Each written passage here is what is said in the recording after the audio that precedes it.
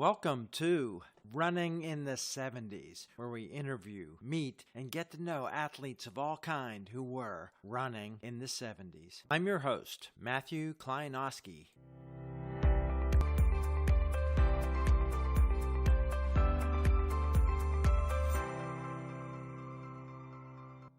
If you enjoyed part one with Jeff, you're really going to love part two. Jeff Foster talking running in the 70s and everything since. Let's tell people a little bit about powerlifting. You were concentrating on bench press. So I did some other little accessory work, tricep or rows and things like dumbbell curls, but mostly I was focused on bench press. There's commands you have to follow these meets, so they don't count. You have three judges. They're tight. Yeah. They have three judges, and they judge. You can't move your feet, you can't move your butt, you can't move your head. You have to wait for the command. Right. When they announce the bar is loaded, you're not allowed on the platform until they say that. You have 1 minute to complete your lift. You get in there, you can unrack it, but you have to wait till they tell you to start. When you lower the bar to your chest, you have to wait till they say press. When you press the bench press, you have to completely extend it, and you can't rack it until they tell you rack. If you miss any of those rules, you get 3 white lights is a good lift. If you get 2 out of 3, it's a good lift. If you get 2 red lights, it's not a good lift. All right. There's a lot of technical. You have to wear a certain singlet. You're allowed to wear wrist straps, but the wrist strap cord can't be over your thumb. If you're not allowed to do any adjustment when you walk into that platform, like if once they say bar's low and you walked in, you can't fix your wrist straps anymore. They're really specific on what you're allowed to do. You're allowed to use a belt for benching, and there has to be a legal belt that they have okayed. You have to have an equipment check before you come in. They check your shoes. There's certain shoes that you're allowed to have, wrist straps you're allowed to have, a belt you're allowed to have, singlet. And if anything's not what they think, you're not allowed to use it. Oh, they weigh you. I forgot. You have to do a weigh-in. And if you don't make weight, it's just like wrestling. Too bad. Go home. How did you pick your weight class, and how did your body change with weightlifting from running? At first, I went in, I was lighter. And when I got to the national championship, what I realized, all the guys in my weight class were way shorter than me. So they could pack more muscle on their bodies than I could because they're shorter and still be the same weight. So I couldn't really compete with them. I had to gain weight. I had to move up a weight class because I couldn't compete with them that light. I had to get bigger, I guess, to say. Mostly I was bench pressing there. I won 5 consecutive Wyoming State bench press championships now. Wow. I've been in the wrong sport my whole life. Sounds like it. Is it every 5 years? What are the age breaks? If you do a state one, they'll break you down into 5-year increments. If you go to the national meet, it's 10 years. Mm-hmm. So that's one good thing. You're in an age group or a weight class. So if you're 160 pounds, you don't have to lift against a 300-pound person. If you're 30, a 60-year-old doesn't really compete against them. And there's age grading, just like with running. There you can see what potentially you could do if you were still 30, just like you can with running. Sure. And I'm kind of off the charts.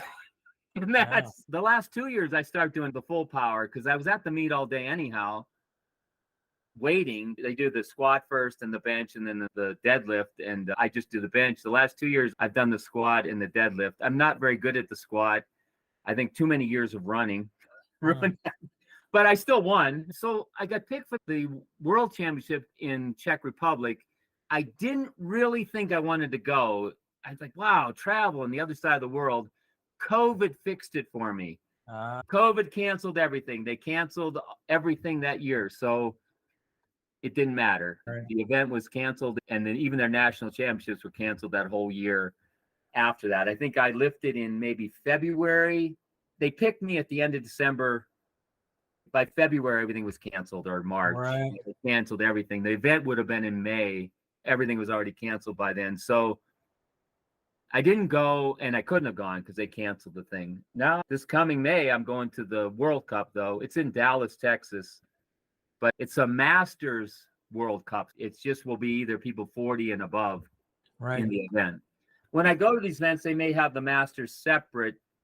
There will be a bench press like national championship or a bench press or a full powerlifting national championships. This one is strictly Masters only. So it's kind of interesting. You see more people your age, and it's back to that like simple thing with the early days of running. A lot of these guys I see that are my age, we're just, look at us. Look at us. We're still doing stuff. Yeah. And it's kind of fun. There's no money, and I'm glad there's no pressure. There is some money in the powerlifting, in events, in the open. There's a little bit in the masters, but it's little. It's not much. But I'm kind of glad I'm not involved. There's no pressure. I don't have any sponsors.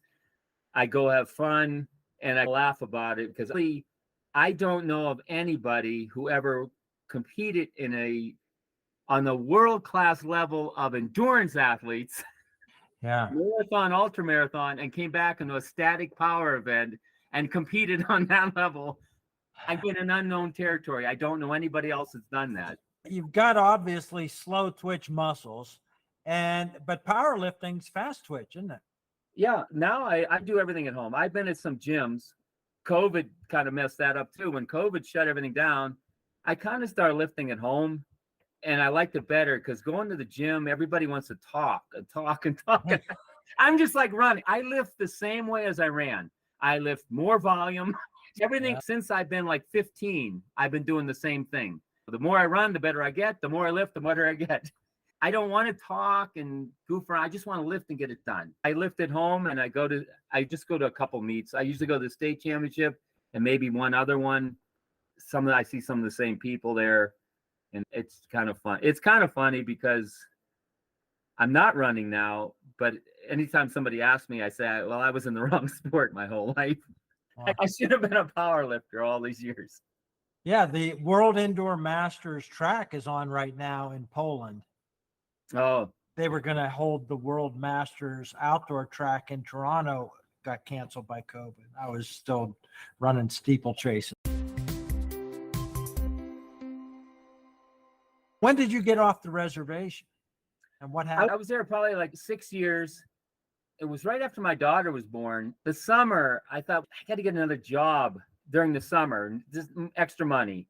I had been the athletic director at the school I was at and tried to schedule a basketball game with a treatment facility school that was in Sheridan, Wyoming. I'd never heard of this school before till then. So I just sent them an email at the end of the school year saying, here's who I am, and do you have a job? And they said, you're hired. I worked that summer, and I loved it. I fell in love with this treatment facility, and I resigned. I already had tenure at the school. I stopped. I'm going to stay here. So I worked at this treatment facility for a while. I was a teacher there. Now I'm in Wyoming because the reservation was all in Montana. Right. We had lived in Wyoming, but we were just across the border those last couple of years. The first few years we lived right on the reservation, and then we bought a place off the reservation. I worked at treatment facility, and then I took a job with a nonprofit with disabilities, and I was a program development officer there and handled all their grants. And that was another job. When they went to hire me, I said, sounds like a boring job. And they ended up hiring me because they thought I wanted to do activities. And they said, well, if you can just get hired, we'll see if we can get that position created. And they didn't, and I ended up taking this grant writing job anyhow with the foundation. I worked there about 8 years. Then I went down to Cheyenne, and I worked with the Army National Guard a little bit. I was the Child and Youth Program Coordinator. And I'm starting to get near retirement age. I got a call from the college here in Sheridan. It was to work on a grant. They said, we have this position, AP advisor. I didn't even know what they were talking, like AP, what's that? I don't even remember applying for the job, honestly. I said, I'll do the interview, and I'm thinking, it must be, maybe it's like accelerated program. I can fake my way through that. So I did the interview, and here it was the America's Promise Grant. And I thought, oh, a grant. It was a $5 million grant. Wow. They hired me right away, and I was working with the college doing this grant with students. And COVID was the best thing that ever happened to me. Yeah. COVID canceled the bench press, but I ended up being to work remotely. Right. It was a federal grant. I have never had a federal grant do an extension. They gave me an extension because of COVID, and it took me almost right to retirement age. So then I'm like, what am I going to do now? And I just got a job at the foot of the Bighorns, which is part of the sports stop in Sheridan, which put on the Bighorn Trail Runs. Yeah. So the whole thing was I can be involved with these activities they're doing now from the other side of it, helping them put them on. We see runners from around the world come in to do that 100-mile run in the Bighorn Trail Run. And it's incredible. I've run races over the years all over the world. This race is second to none. This Bighorn Trail Run, they put on an event through the Bighorn Mountains that everybody's experienced it just goes, wow. Because first of all, you get the places you can only see either by foot or horseback that are like postcard type of places. And the course is tough. The showmanship of the race directors there, it's one family. Karen Powers started it back in like 1993. She owns the stores. She's run some 100-mile races herself. She put it on to save the Bighorns. They're going to put a dam in the Bighorn Mountains, and she put the race on to let people become aware of the mountains to not do that. And the dam did not happen, and the race it's blown up. The Forest Service restricts the number that you're allowed to have in it. They have a waiting list in all the events, like maybe 200 people. They want to get in. That you can't. It's cut off. It's been full since I think February. The races. There's 4 different events: an 18, 32, 52, and 100-mile race. They've all been full since back into February, and it's spectacular. And now I'm on that side. So I'm working at the store. I'm meeting those people, but I'm also getting to be part of these activities. And they've put on others too, other events. They often put on different trail race events. So that's where I ended up now. And they've been really just good to me. They're really interested in my lifting, but they know my running history too. So it's a good combination.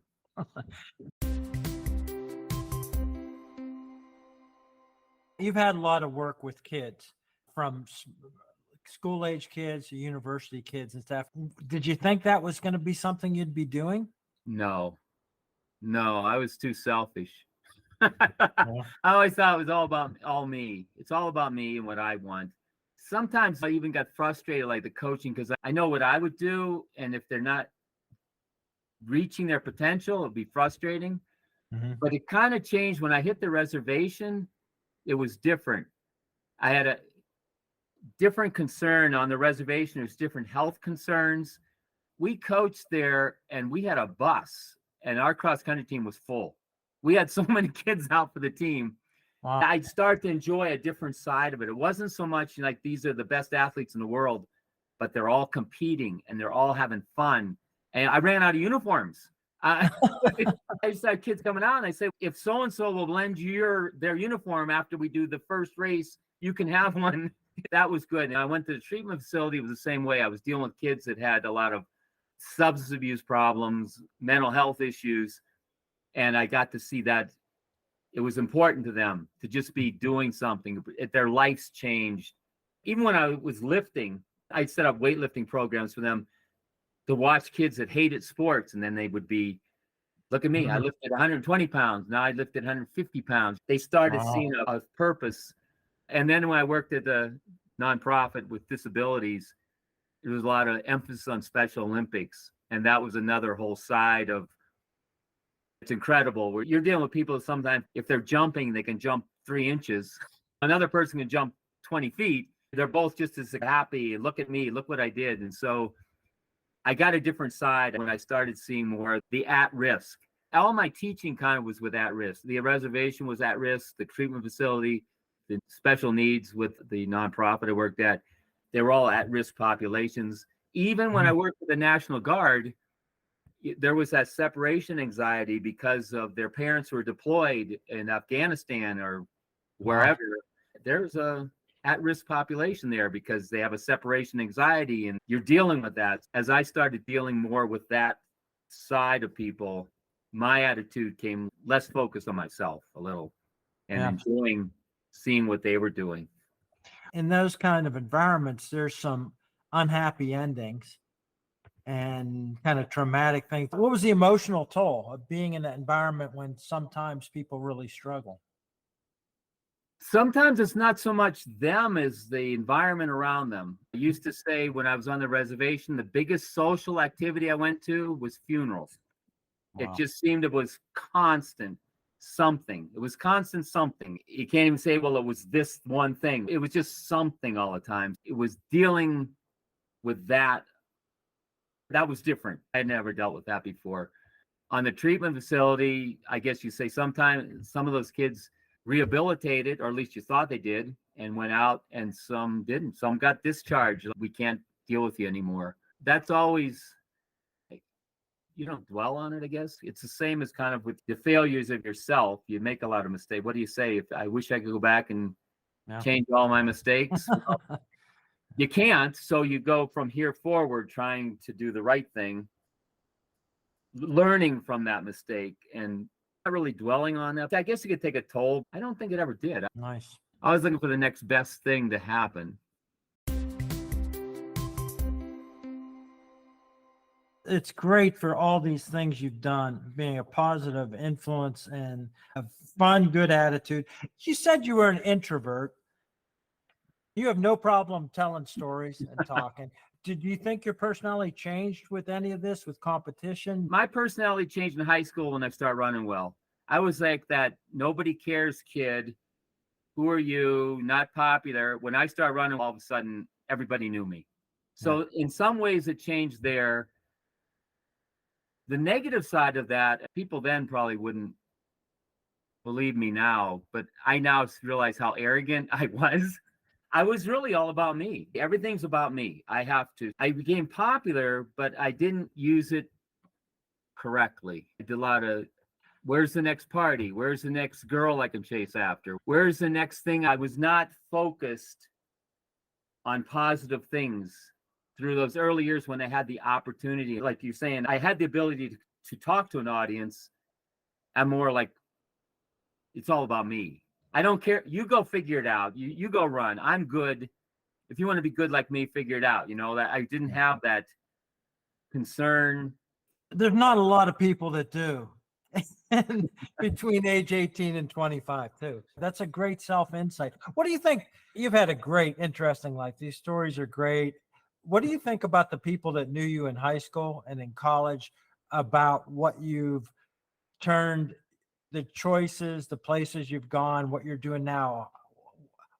Are they shaking their head when they hear this? Are they saying, that's Jeff? I mean, what do they think? Some things haven't changed as far as like how I approach training. Yeah. That's still Jeff. If you just looked at me, you might say the same. When I was in high school, I'm the guy they want to kick off because your hair's too long. Well, my hair's still too long, and now I don't care because I'm too old to care anymore. But personally, people from then won't even believe me if I say it. I have a different attitude now. I have a better relationship with God now. Mm-hmm. And I would have been more, well, who knows what's out there before. I don't know that people like, no, that's not Jeff. He wouldn't be that way. But now that's more my focus, where I'm trying to do. Honestly, I've had a blessed life is all I can say. And I didn't even realize it. Mm-hmm. By the grace of God, I've had good things happen that I didn't deserve. And there's things that should have happened that didn't happen to me. I never even realized it. I didn't realize how fragile everything was. And in these later years now, I'm more appreciative of that.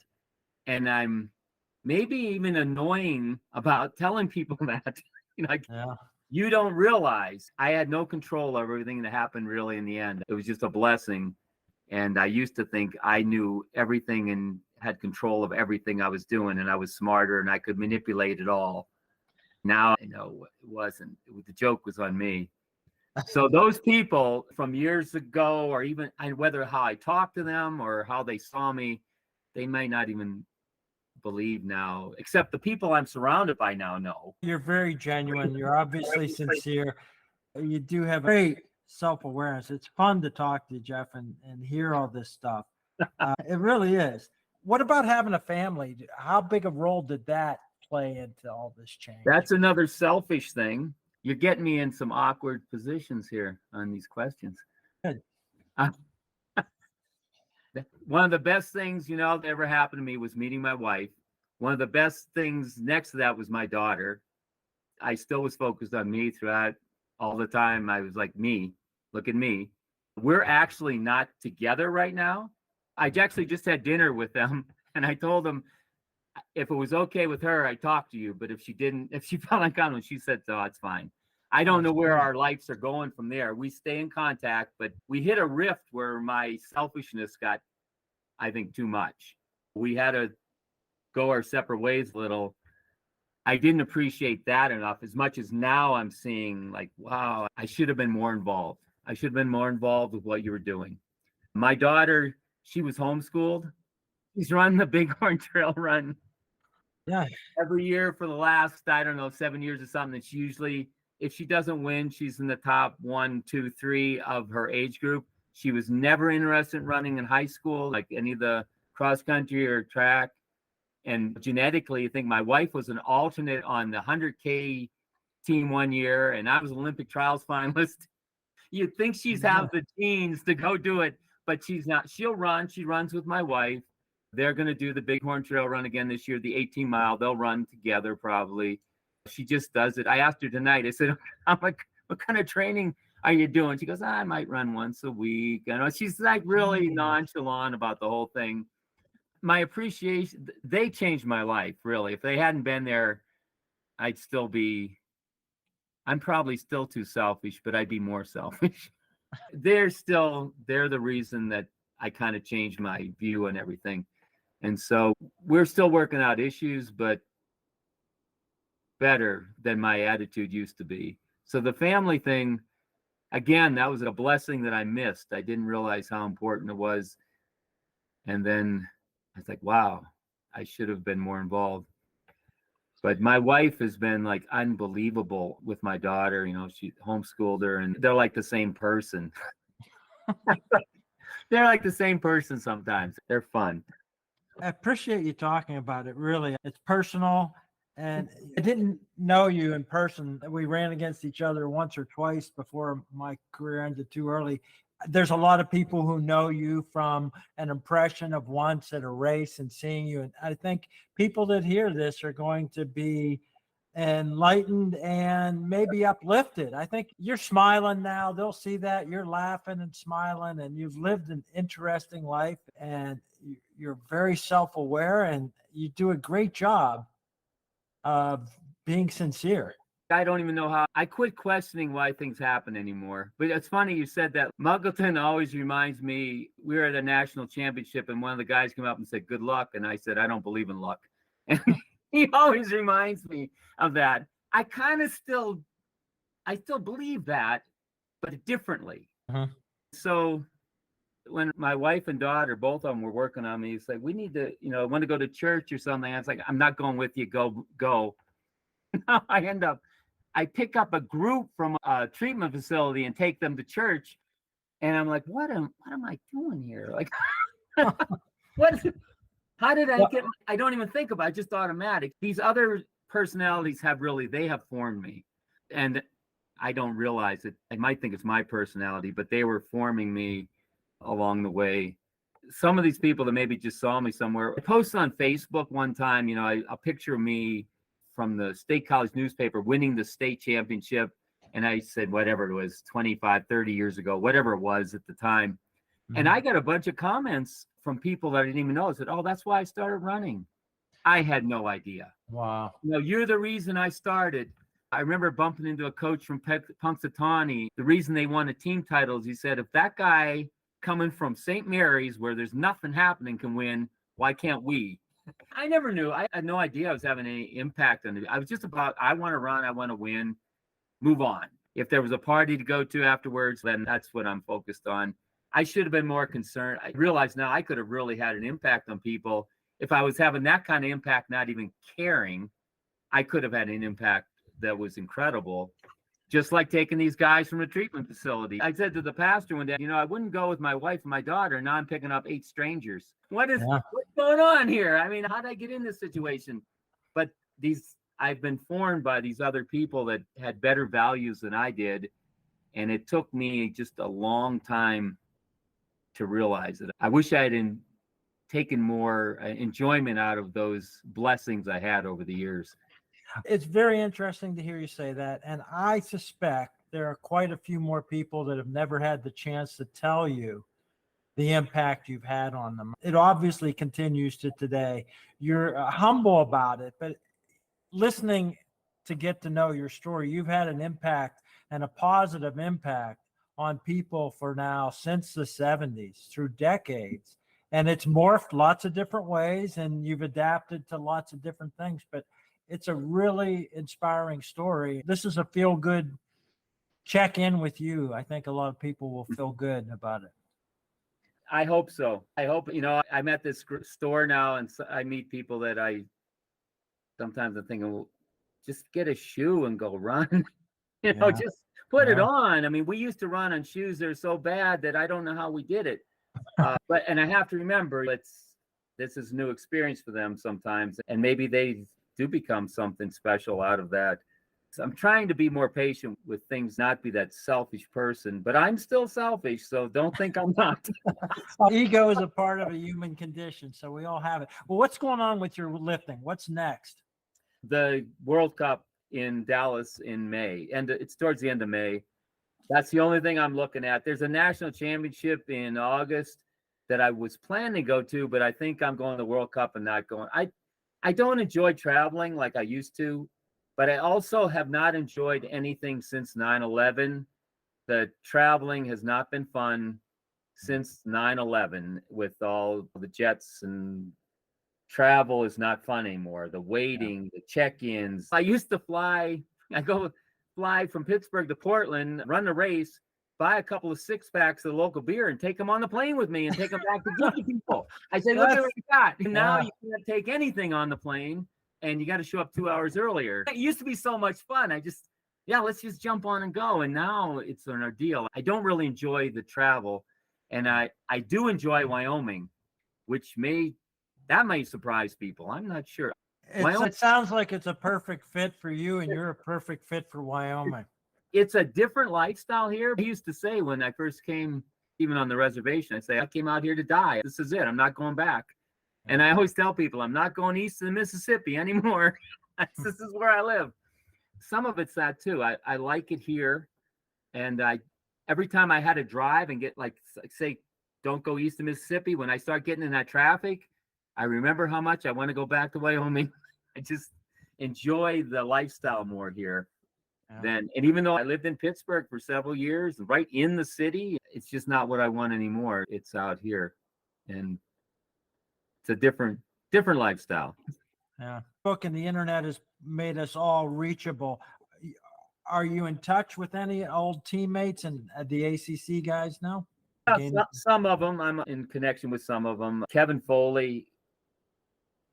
We don't talk a lot about anything, but if something we post looks interesting, we're commenting on it. I haven't seen Kevin now in a long time. I think last time maybe I ran the Columbus Marathon back in the late 90s or something. Probably the last time I saw him. We emailed back and forth a little bit. Like I said, I'd emailed Henry. It's been a while since I've emailed him.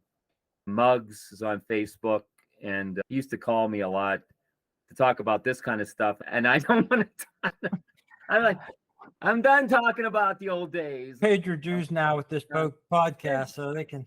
There's a few guys out there. I'm kind of selective. I don't post much on Facebook. I kind of like to know, mostly, are you still alive is more my thing. A lot of the guys I know, they're passing away and they're in my age group. And I'm just aware of that are you still out there? And usually it's like birthdays, happy birthday. Yeah. Some of those guys that I ran with at Edinboro, there's some of them I'm at Facebook with, and some of the Allegheny guys. And I keep thinking the Allegheny Nike team, they have a reunion every so often. I keep thinking that's the one I would go back for to see those guys, except they're east in the Mississippi. If they move out this way farther, I don't know. Most people haven't spread out. I saw Malcolm, I think it was like 2018 or 19, something like that. I was in Pittsburgh and we visited, went out to eat, but I have not been. After my parents passed away, it was in 2019. I said, that's it. I'm not going to see anybody back here anymore. There's no more reason for me to come back. No more connection. Yes, that was kind of the end of that. I hold that in reserve that I still might go to Nike Allegheny get together, but I don't know that Eastern Mississippi. I'm not. Yeah, it's like it's more than a physical barrier. It's something in your brain. That's all right. That's all right. It sounds like a great life out there. So what's your advice? What's your advice to the world and anybody who knew you? Or what's your philosophy? One last 15-second burst. What do you have to My say? advice is not to take advice from Jeff. He has made more mistakes than he's done the correct thing, and he had no choice in how things turned. It was just a blessing he ended up where he was. I don't really have any advice, but if it's about running, you have to enjoy it to make it work. If it's not fun, I never found a problem going out to run. I didn't care what the weather is. I maybe didn't like the weather. I've run 18-mile runs in 26 below zero, and I've run 5-6 miles in 111 degrees. I didn't maybe enjoy it, but I still went out and ran because I love to run. And the same with lifting. I don't take off because it's my birthday or Thanksgiving. I'll take off because it's a planned day off. You have to enjoy what you're doing. I enjoy lifting. It's just like running. I enjoyed those. So if you don't enjoy it, then find something to enjoy, I guess. Well, maybe Ken Kesey would have written that. We were in China and they're telling us at the pre-race, don't drink the water because the water was no good in China. They just kept saying, don't drink the sponges, don't drink the water. Oh, and we walked out of there and Ken Kesey said, so what was the gist of your meeting? I said, don't drink the water. And he printed that in the magazine. And oh, God. I guess that's it. Life's just that simple. Like, I guess, like, just don't drink the water. If they say don't drink it, don't drink the water. All right. We got the subtitle for this podcast. Don't drink the water. All right. Some of those guys I've been in touch with. Yeah. Bobby Hodge and Chuck Hattersley. They were in China with me and we raced against each other in other places over the trials or wherever. A lot of those guys I stay in somewhat contact with, whether they're running or not anymore. I met a lot of people through running that were they were better people than me, and they were fun. Well, it takes a humble person to say that and someone with self-awareness. It is nice to hear that. And thanks for your time, Jeff. Well, thanks for contacting me. I guess probably it's Muggs. Muggs is the reason. And I was on Muggs' shoulder 3 laps, and then he took off, and then he disappeared and went to Arkansas. And I thought, well, I ran as fast as he did last year. This year, it was a great time to be running in the 70s. There were some fantastic performers at every level. Well, Muggs was a talent. There's no doubt about it. It'd been interesting if we could have gone on year, but in those beginning years, nobody could figure things out, like they do now. Everybody's got stuff that they can figure out better now. Yeah, you're kind of in pioneer part of the country, but the 70s being a runner, like you said, it was a pioneering time for figuring things out. Yeah, exactly. All right, that's probably good. I'm probably have to split this into 2 episodes because I don't want to miss any of it. It's all good stuff. Well, I'm glad you think so, because I don't know. Trust me, I've done a couple hundred interviewing people from all range of ego and self-awareness and self-comfort level. It's been very good and very easy to talk to you. So it's been fun. Well, I'll check in with you on the lifting and see if I can find out the results if they put them online. Well, it's funny too, because sometimes you show up and they're like, just aren't guys your age that show up, but there is a national list that I can follow and see where I fall in on the world list. So really it's about competing against yourself every time you show up. If nobody else shows up, it doesn't matter. You're still on your own. You're competing against yourself on that list that shows up. Yeah, on the scale. 5 years ago, I said, I'm going to get back and run. And so I ran the steeplechase and 800 meters in the Ontario Championship. Same thing. Nobody wants to run the steeplechase when they're 60 years old. So that's really the competition's the 40-year-old women who are really good. There's a metaphor for life there. Nobody wants to run a steeple in their 60s. There's no kidding. No kidding. Well, I have to go lift now. So yeah, I'm behind schedule here. I usually 8 o'clock's my usually start times. Thanks for your time. All right. My squat's pathetic. I think my deadlift could be good, but my bench press really, for my age, I'm ranked internationally. I'm up there. There aren't a lot of old guys benching. Yeah. That's really it. I survived, and they're not out there anymore. All right. Thanks, Jeff. All right. Bye-bye. Bye.